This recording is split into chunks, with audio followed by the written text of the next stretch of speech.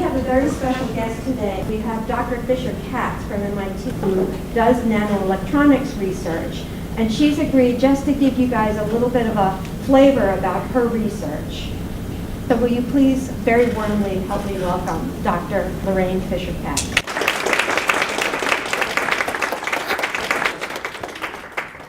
So I'm here to talk to you today about a very important topic that affects all of us. Nanoelectronics research initiatives in the CMOS. Oh, wait. So this is not the right.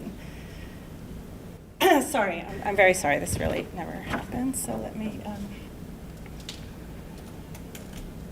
thought we went. Okay, sorry.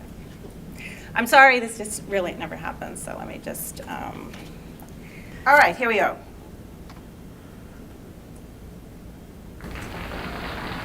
I like the applause. Okay, so I'm going to talk to you today about nanoelectronics research initiatives beyond the CMOS area, and there are a number of people that we wanted to make sure that we acknowledged here. I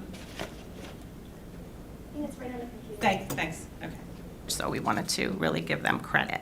Thank you. All right, so let's just jump right in. So CMOS is an optimal electronic switching device that's shown by the following equations for minimum energy per bit based on switching time and gate density. So this is basically a reiteration of Landauer's principle, which you should know is any logical irreversible manipulation of information, such as the erasure of a bit or merging of two computational paths, must be accompanied by corresponding entropy increase in non-information bearing degrees of freedom.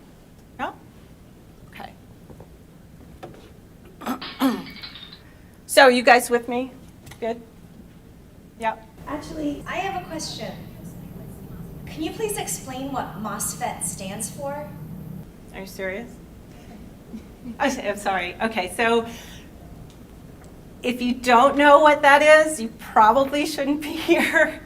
But we can talk about it afterwards. So if anybody has that confusion, we can really talk about that later. But I really don't want to take the time to get into those kind of basics right now, okay? All right, thanks. Because otherwise we won't really get through. Okay, so let's get into the nitty-gritty here. MOSFETs suffer from very fundamental and unavoidable limitations. At room temperature, the subthreshold swing in a MOSFET is limited to 60 millivolts per deck. And even if these other solutions are successfully implemented, the resultant device still functions based on the same physics. Okay, so basically I think you get the gist of this, and we will move on.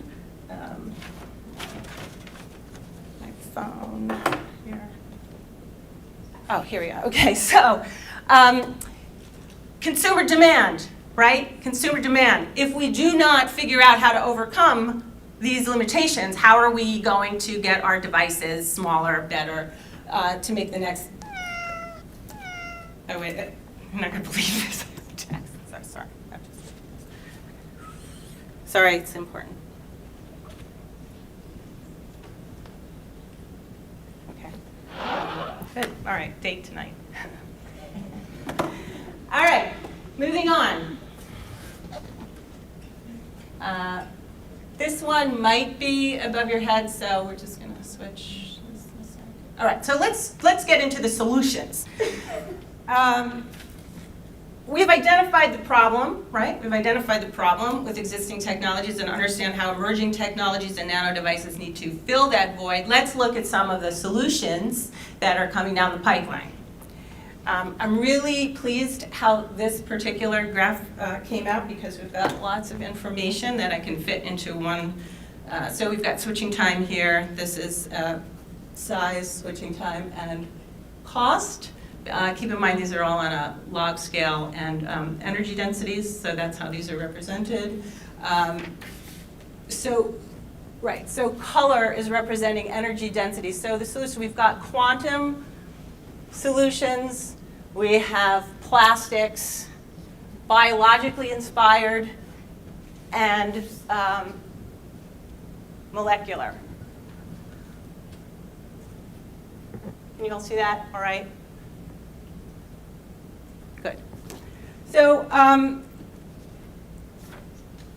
that's pretty much summarizes where we are with emerging technologies and summarizes where the limitations, and I guess, yeah, so I guess that's pretty much it. All right, thanks.